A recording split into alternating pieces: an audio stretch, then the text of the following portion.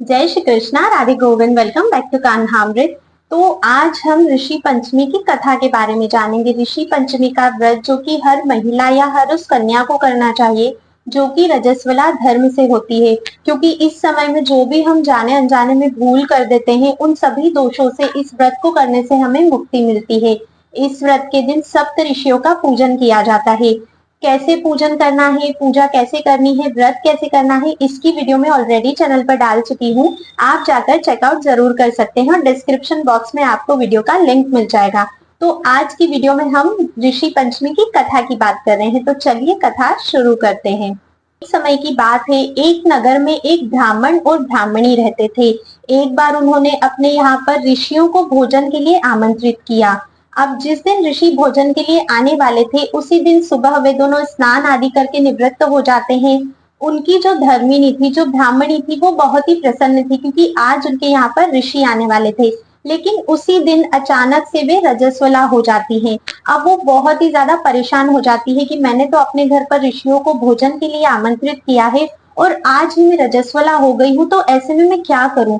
उसे कुछ समझ नहीं आता है और तभी वो अपनी पड़ोसन के पास जाती है। उसे जाकर वो सारी बात बताती है। तब उसकी पड़ोसन उसे कहती है कि तुम ऐसा करो कि तुम 7 बार स्नान कर लो और 7 बार अपने वस्त्र बदल लो और फिर तुम भोजन बना लेना। उस ब्राह्मणी ने ऐसा ही किया। वो अपने घर जाती है, 7 बार नहाती है, 7 बार अपने वस्त्र बदलती है और फिर वो भोजन बना लेती है। अब ऋषि ब्राह्मण के घर आते हैं भोजन करने और सारा भोजन वे उन्हें परोसते हैं। अब जैसे ही वो ऋषि भोजन करने बैठते हैं उन्हें अपनी दिव्य दृष्टि से उस भोजन में कीड़े चलते हुए दिखाई देते हैं। अब जैसे ही वो कीड़ों को चलते हुए देखते हैं तो वे अपनी दिव्य दृष्टि से ही इसका कारण भी ज्ञात कर लेते हैं और वे सभी ऋषि अत्यंत क्रोधित होकर उस ब्राह्मण और ब्राह्मणी को श्राप देते हैं। और श्राप देते हुए वे उन्हें ब्राह्मणी को कुतिया और उस ब्राह्मण को बैल बनने का श्राप देते हैं। तो उन दोनों का उसी समय शरीर छूट जाता है और अपने अगले जन्म में वो ब्राह्मणी कुतिया के रूप में जन्म लेती है और वो ब्राह्मण उसका पति बैल के रूप में जन्म लेता है और उन दोनों का जन्म अपने पुत्र के ही घर पर होता है। तो उसका जो पुत्र था वो बहुत ही धार्मिक था, उसकी पत्नी भी बहुत धार्मिक थी, वे बहुत पूजा पाठ करते थे और उस बैल और कुतिया को भी वे बहुत अच्छे से रखते थे। हालांकि वे नहीं जानते थे कि वे उनके माता पिता हैं। अब एक बार क्या होता है, उनका पुत्र सभी ऋषियों को और साधुओं को अपने घर पे भोजन के लिए आमंत्रित करता है। उसकी धर्म पत्नी बहुत ही हर्षोल्लास से उनके लिए भोजन बनाती है। तब वो जो कुतिया थी, कुतिया के रूप में जो ब्राह्मणी थी, वे अपने पति बैल से कहती है कि आज तो हमारे पुत्र के यहाँ साधु लोग भोजन करने आने वाले हैं क्योंकि वो हमारा श्राद्ध कर रहा है। तो आज तो हमें कई सारे पकवान खाने को मिलेंगे, खीर पूड़ी खाने को मिलेगी।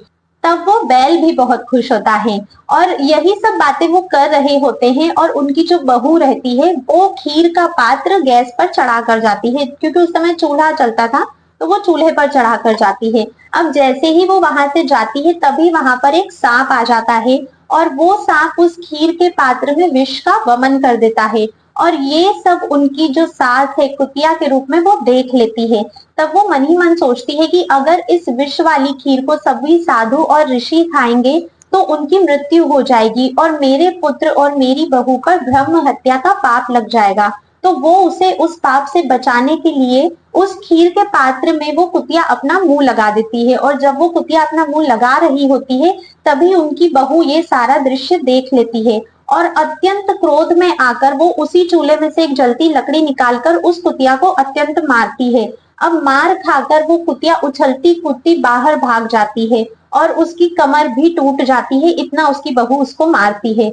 अब इधर फिर उसकी बहू सभी जो भी खाना, देखिए रोज जो खाना बचता था वो उस कुतिया और बैल को देती थी, लेकिन आज क्रोध के कारण उसने कुतिया को कुछ भी खाने को नहीं दिया और सारा खाना बाहर फिकवाकर सभी बर्तन फिर से साफ कर कर उन्होंने फिर से खाना बनाया। अब सभी साधु सभी ऋषि आकर भोजन करते हैं, अत्यंत प्रसन्न होते हैं, उनके पुत्र और बहू दान दक्षिणा देकर उन्हें विदा करते हैं और इस तरह से श्राद्ध संपन्न होता है। अब रात हो जाती है और वो कुतिया को क्योंकि आज खाना नहीं मिला था तो वो अत्यंत ही पीड़ा में भूख के मारे तड़प रही होती है और इसी तड़प में वो अपने पति बैल के पास आती है और उसे कहती है कि आज तो मैंने सोचा था कि मेरा बेटा या मेरी बहू मुझे बहुत सारे पकवान खाने को देगी, लेकिन किस्मत तो देखो, आज मुझे सुबह से एक रोटी भी उन्होंने नहीं दी है। आज सारा खाना बहू ने बाहर फिकवा दिया और ऊपर से मुझे बहुत सारा मारा भी सही। वो सारा वृत्तांत तो सुनाती है कि उसने खीर झूठी कर दी थी ताकि पुत्र को ब्रह्म हत्या का पाप न लगे, जिस कारण से बहू ने बहुत मारा। तभी वो बैल कराहते हुए कहता है कि तुम्हारे ही पाप कर्मों की वजह से आज मैं भी चीजें भुगत रहा हूँ। आज पूरे दिन मेरे बेटे ने मुझे खेत में काम करवाया, आज उसने भी मुझे बहुत मारा और उसने भी मुझे खाना नहीं दिया। सुबह से मैं भी भूखा हूँ और बोझा ढोते ढोते मेरी पूरी कमर टूट गई है। और इसी प्रकार मेरे पुत्र ने मुझे मारा, बहू ने तुमको मारा, तो इन्होंने जो श्राद्ध आज किया है उसे भी निष्फल कर दिया। अब जब वो कुतिया और बैल इस तरह आपस में बात कर रहे थे, तब उनका पुत्र सारी बातें सुन रहा था। अब उनका पुत्र ये सारी बातें सुन लेता है और वो बहुत अधिक परेशान होता है, और फिर वो कुतिया और बैल को भर पेट खाना खिलाता है और वहां से वन की ओर चला जाता है। वन में जाने के बाद वे ऋषियों से इस बारे में चर्चा करता है और अपने माता पिता की सारी बातें वे उन्हें सुनाता है और उनकी इस योनि के बारे में भी बताता है।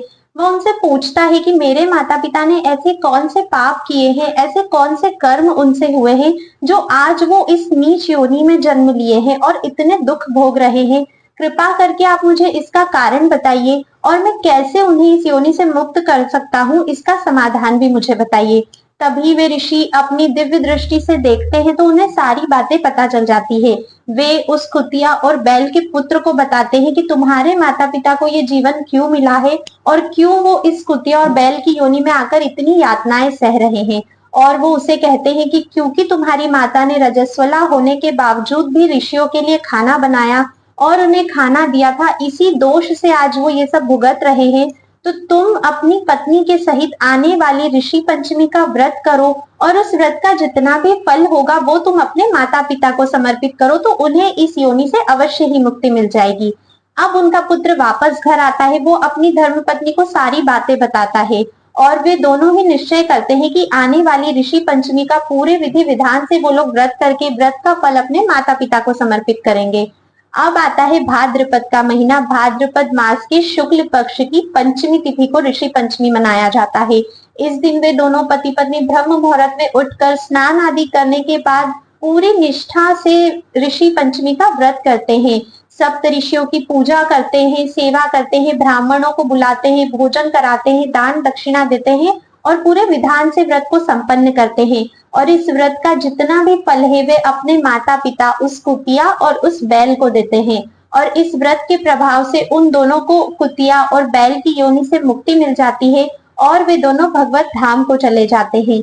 तो इस प्रकार से जो कोई भी इस व्रत को करता है उसके सभी दोष मुक्त होते हैं।